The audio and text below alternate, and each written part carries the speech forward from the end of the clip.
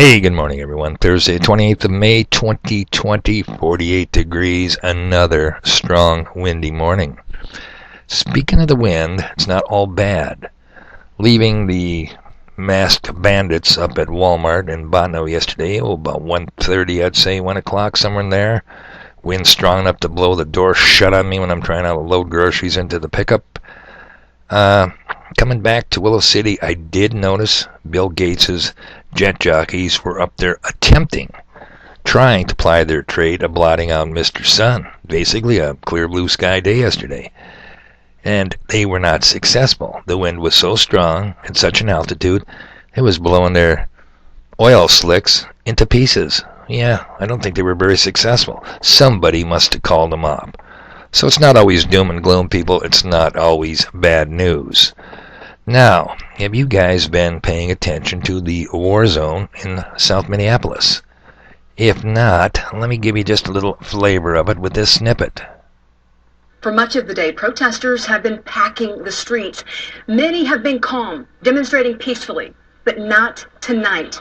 We've seen protesters attacking police, defacing buildings, and looting from businesses. The Target store just off Lake in Hiawatha has been hit especially hard tonight, ransacked. Within the last half hour, we also learned AutoZone right there in that area is on fire. Okay, people, I'm watching the live footage of the Target being ransacked. And have you seen the video with the Minneapolis cops absolutely committing murder on George? No argument. I mean, it's just unbelievable. And these are the people that are going to come to your doors. They're going to enforce the new normal, the mandatory voluntary or voluntary mandatory, however you want to say it. Yeah, I don't know how you could watch this. These poor cops are done, especially the dude with the knee on the neck. I think he might be going to the big house, and that is not a place to be when you are an ex-cop. Lots of people in the prison system do not like cops. But nevertheless, you know, what's the mentality on the... I got it. Protest the murder of a fellow citizen. But why the looting? Put those two together. They don't equal equation. Hey, man, they killed George. Well, god damn, that pisses me off. I need a new TV. I'm going to Target. You know, I just don't get that mentality. It doesn't do much for their cause. And, you know, on a side note, I'll bet you any amount of money, though I'm not going to be able to prove this, that I could go to that Target store today and find one section in that store totally intact. Got it? Guess what it is? The belt section. They never seem to steal the belts. Remember the old mantra? Hands up, don't shoot? Hey, the new mantra is pants up, don't loot. Yeah, it just destroys their credibility.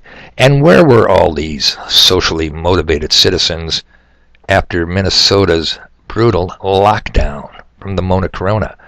Did you get that word? Lockdown. That's a prison term, people. We're going to lock you down. You inmates have been unruly. Too many shivs, too many shanks, too much drugs in the prison. We're locking you down. We're going to search you. Yeah, they got it. It's I don't know. Almost speechless. Okay, it's going to be just a short video here, people. Just want to keep you up to speed. Yesterday was order day for delivery today from U.S. Foods. And what is up with cheese? Swiss in particular. Can't get what I want. I'm 65 years old pretty damn soon, and I want this Swiss cheese, and I can't have it.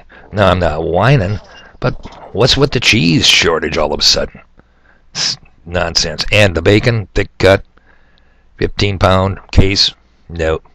Maybe next week. Hear it every week. Maybe next week. Well, guess what? That's going on 6-7 weeks I've heard that. What's with the bacon? I don't get that either.